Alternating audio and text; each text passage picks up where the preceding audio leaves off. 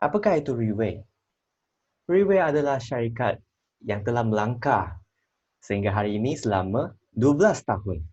Dia sudah melangkah ke banyak negara yang maju daripada Singapura, Malaysia, Indonesia, Filipina, sampai sekarang ada pergi Czech Republic dan sedang memasuki bisnes China dan banyak-banyak lagi. Produk ini, apakah istimewanya? Mari saya terangkan sedikit demi sedikit untuk anda semua. Seperti yang anda nampak, hukuman mati tanpa melakukan kesalahan. Kenapa? Ini adalah tajuk yang kita fikir apabila kita nampak laporan daripada Organisasi Kesihatan Dunia ataupun WHO kalau anda tahu. Ini satu organisasi yang sangat terkenal yang kami sekarang masa dalam Perintah Kawalan Pergerakan PKP dan satu global tengah menerang berperang dengan COVID-19, kita asyik dengar apa ini Organisasi Kesihatan Dunia, WHO. Dan WHO dia telah menunjukkan laporan ini pada Mei 2018 tentang apa? 10 pembunuh teratas. Kalau anda lihat di sini, 54% orang telah meninggal dunia akibat penyakit-penyakit di bawah ini sahaja pada tahun 2016. Apakah konsep 2000? Bukan, konsep 54%, iaitu kalau ada dua orang di sini, saya dengan satu daripada kamu, salah satu orang ataupun awak ataupun saya, satu orang akan kena. Itulah 54%. Begitu bahaya. Di sini kita nampak pertama penyakit jantung, kedua stroke, ketiga Alzheimer. Alzheimer iaitu kita akan mengalami macam nyanyuk sikit apabila kita tua dan ini menjadi satu penyakit. Keempat, kanser paru-paru, penyakit paru-paru kronis. Kanser paru-paru, penyakit paru-paru kronis. Apakah kita terfikir? Iaitu COVID-19. Keenam, infeksi pernafasan. Ketujuh, kanser perut. 8, diabetes. Diabetes banyak orang kena ni. Atuk-atuk ataupun nenek-nenek, seperti saya punya nenek, mereka pun ada risiko yang tinggi untuk menghadapi penyakit tersebut, iaitu diabetes. Kerana apa? Mereka akan menghadapi kencing manis. Dengar tak kencing manis sebelum ni? Mestilah pernah kan? Kencing manis ni dia pernah dibagikan kepada dua kumpulan. Pertama, basah. Kedua, kering. Kencing manis yang basah adalah apa yang kita mungkin pernah bukan mengalami, pernah nampak. Kalau ada orang, dia punya luka tak akan sembuh dan asyik tak kering, itulah mungkin dihadapi kencing manis basah. Dan lagi-lagi teruk, kalau tangan ataupun kaki, mereka ada luka besar yang dijangkiti kuman dan asyik menjadi besar, apakah yang terjadi? Pada akhirnya, doktor akan kata, potong. Sebab dia nak kamu sihat. Tak mahu organ lain juga terlibat. Ini penyakit kencing manis basah. Kalau kencing manis kering, apakah itu? Kalau anda tahu, ada seseorang yang kencing manis, dia akan efek dia punya mata, fungsi mata dia. Dia mungkin akan menghadapi penglihatan yang kabur ataupun dia mungkin akan buta. Itulah kencing manis kering. Seterusnya penyakit ginjal dan 10 kanser payudara. Apakah faktor-faktor yang menyebabkan 10 penyakit yang dikatakan pembunuh teratas ini adalah penuaan penduduk yang kita tahu disebabkan stres, polusi dan diet yang tidak seimbang. Ini semua kita tidak boleh mengelakkan dengan mudah. Dan sekarang, kalau nampak semua penyakit ni, mungkin rasa, saya dah tahu. Ni dah lama, penyakit ni semua bukan baru. Tapi, kalau 50 tahun yang lalu, dalam surat khabar, bila abang-abang atau kakak-kakak buka, ada satu tajuk. Siapa-siapa mengalami stroke dan mengakibatkan keluarganya menghadapi masalah kewangan. Rumah porak-peranda. Mungkin akan terjadi dalam surat khabar. Mungkin kita akan lihat. Tapi sekarang, kita tahu ada stroke. Tapi dia tidak lagi muncul dalam surat khabar. Sebagai satu berita yang kita akan rasa, kenapa? Kenapa ini terjadi? Sebab dulu, tidak ada penawarnya. Sekarang, masih tidak ada penawarnya. Ubat daripada doktor hanya akan mengawal keadaan penyakit, tapi itu sahaja yang doktor boleh buat. Ini yang kita panggil keterbatasan dalam ilmu kedokteran. Ini memang kita tahu, tapi kita memang tak ada cara lain. Seterusnya, kenapa cakap banyak penyakit tu macam dahsyat sangat? Nasib baik kita ada penemuan terbaru di bidang ilmu kedokteran, iaitu penemuan sel induk, ataupun stem cell. Sel induk adalah stem cell. Dalam kata yang lain lah. Penemuan. Kenapa kata penemuan? Penemuan bermaksud benda ini dia sudah wujud. Hanya kita belum temu. Sekarang kita temu dia. Dia bukan penciptaan. Apakah penciptaan? Seperti pil-pil yang doktor bagi itu, dia cipta oleh manusia. Sebab manusia menggunakan ilmu dalam pelbagai-bagai bidang. Mereka tahu apakah bahan yang kita mahu, kita ekstrak, kita jadikan dia sebagai pil. Itu penciptaan. Okey, macam mana sel induk datang? Daripada satu sperma, satu ovum, satu bapa, satu mak kan? Takkan dua-dua bapa kan? Seterusnya, mereka akan bercantum. Kalau ada berlaku sesuatu lah, mereka akan bercantum. Dan dalam 24 jam, tidak dirosakkan, dia akan menjadi sel yang pertama. Ataupun kita panggil sel itu stem cell, iaitu sel induk. Stem cell ni, dia ada dua kemampuan yang ajaib. Pertama, duplikasi. 1 jadi 2, 2 jadi 4, 4 jadi 8, 8 jadi 16 dan sebagainya. Itulah pembahagian sel. Seterusnya dia akan menjadi satu blastosis dalam perut ibu yang boleh kita nampak ada masa scan kan, ada satu bintik hitam. Itu blastosis. Begitu besar saja.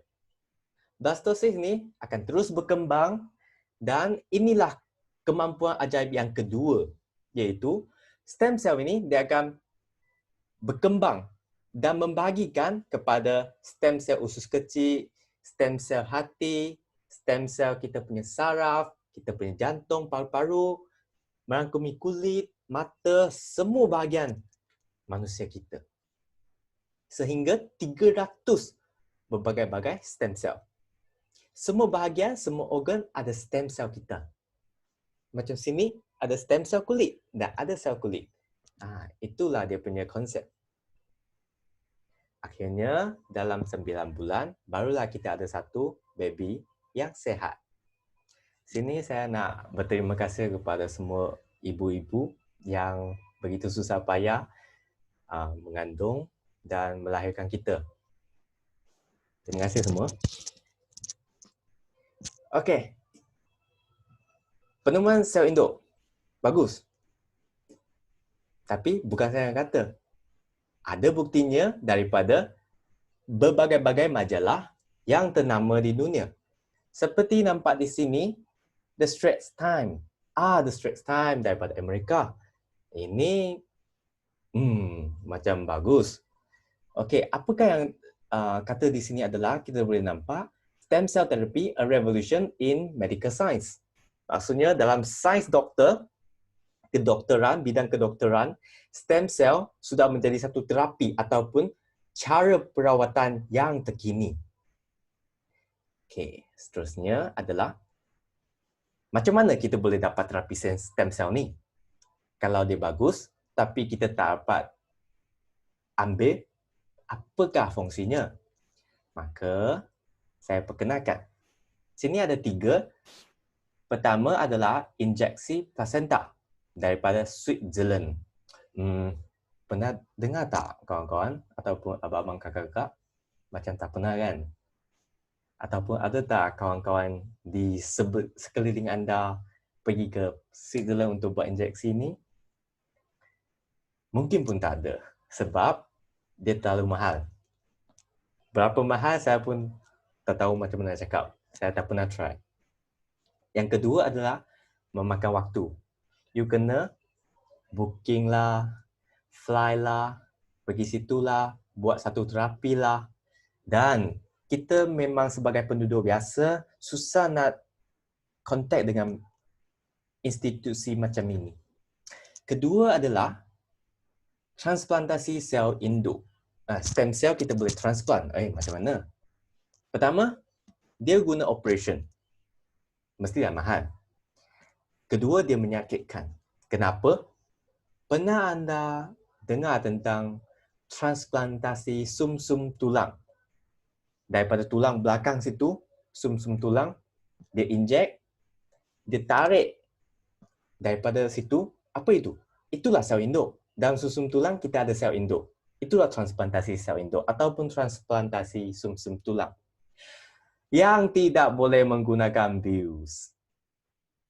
Tak ada bius. Sangat sakit. Inilah keburukannya. Ketiga, penyimpanan darah tali pusat.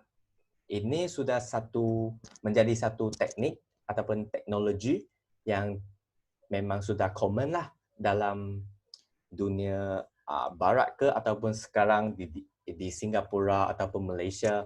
Dalam hospital, doktor akan tanya selepas ibu melahirkan anak, dia akan tanya ibu atau keluarganya, adakah anda mahu menyimpan darah tali pusat tersebut? Kalau sudah simpan, apakah fungsi dia? Kalau baby ni dalam 21 tahun saja, 21 tahun, baby ni ada apa-apa penyakit seperti penyakit serius leukemia ataupun kanser darah. Darah tali pusat ini boleh menyembuhkannya. Itulah keajaibannya. Tapi lepas 21 tahun, dia sudah tidak ada fungsi. So, dia hilang kesempatan kalau abang-abang kakak-kakak sudah tak ada ataupun temis peluang ini. Kedua adalah waktu terbatas, 21 tahun. Dan sebenarnya ada 3 lagi cara tetapi tidak ditunjukkan di sini. Yang keempat adalah kita boleh sentiasa bergembira, sentiasa bersenam, tidak makan apa-apa pil daripada doktor. Yang tidak mungkin kan. Kelima, kita boleh menyimpan darah, bukan darah. Di darah tu ada sel induk. Menyimpan sel induk daripada dewasa, iaitu kita sendiri. Kita memang ada sel induk. Semua orang ada sel induk. Tapi dia punya bioaktif, maksudnya dia berapa sehat, kita tak tahu. Dia punya fungsi macam kita makan kita sendiri punya sel, itu saja. Ataupun you simpan untuk sekarang, you guna masa you dewasa ataupun lebih tua sikit lagi. Macam itu. Maka, adakah cara yang lebih mudah, efektif dan harganya berpatutan?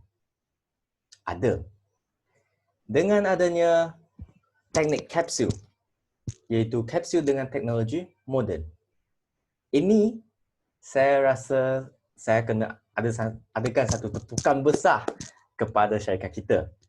Kerana kapsul teknologi moden ini hanya Reway yang guna.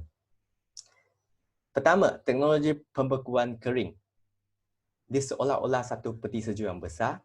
Sel hidup dapat diawetkan dan menjaga bioaktifnya selama 3-4 tahun. Maksudnya sel itu masih hidup. Kalau sel sudah mati, apa gunanya kita nak makan? Kedua, teknologi pengisian nitrogen. Nitrogen ni, dia dalam udara kita sendiri.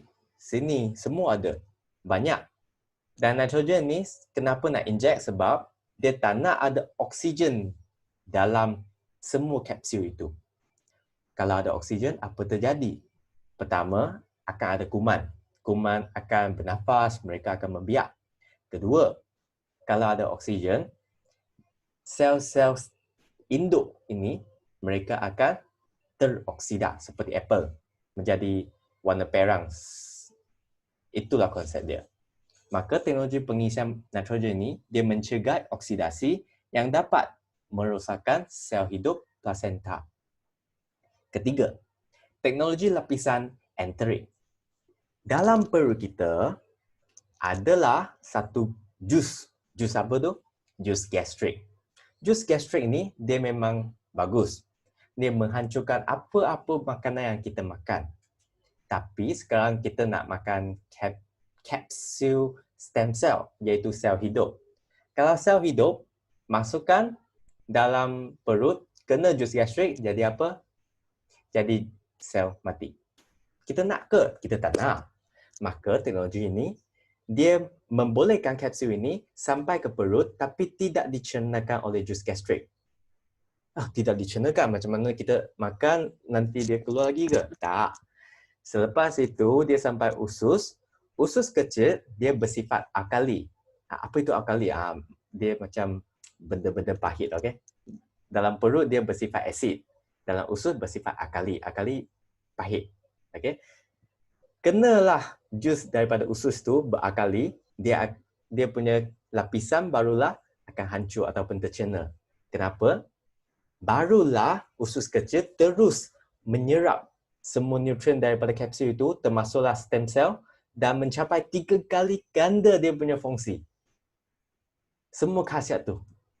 Inilah bagus dia. Okey, keempat, teknologi emulsifikasi. Dia menjadikan molekul-molekul senang dilalukan dalam sistem peredaran darah kita. Dia punya fungsi, saya buat satu analogi, iaitu you makan pil dengan pergi injek oleh doktor, mana satu lebih cepat dia punya fungsi? Injeksi kan? Itulah dia punya fungsi. Dia jadikan dia lebih kecil, lebih senang seperti fungsi injek. Kelima, teknologi biosoft gel. Dia menjadikan molekul yang besar menjadi kecil, lebih kurang, lebih senang. Lebih senang dicernakan. Inilah dia petir plasenta yang 6th edition. Maksudnya sudah sampai ke edisi ke-6. Dia adalah, nampak ini, recognized by JAKIM. Dia ada satu sijil halal daripada New Zealand. Dan sijil itu telah dan memang pun di-recognize oleh JAKIM. Sijil itu di-recognize oleh JAKIM, maka benda ini halal. Seterusnya saya ada satu video sebab dah lama dengar saya cakap kan. Mari kita tengok.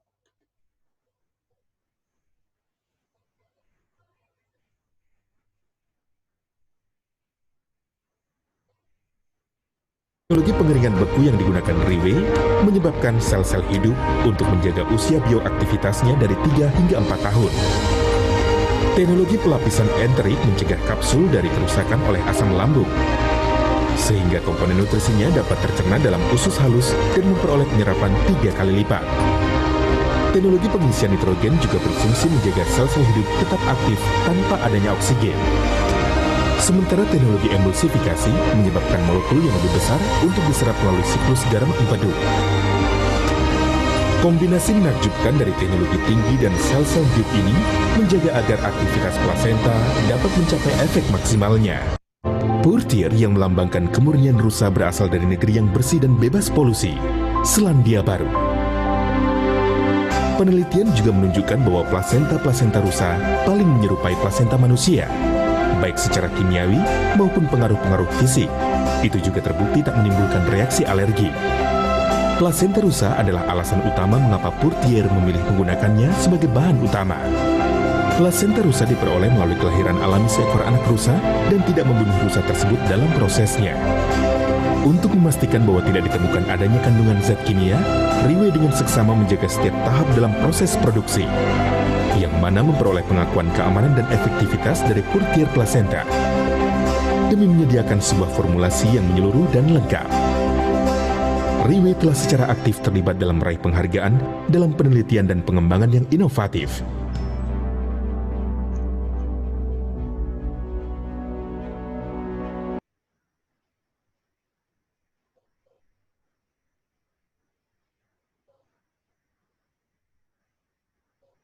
Okey, itu saja video daripada saya, daripada kami. Okey, seterusnya kita nak tengok dalam kapsul itu apa yang kita ada. Formulasi unik dan terintegrasi.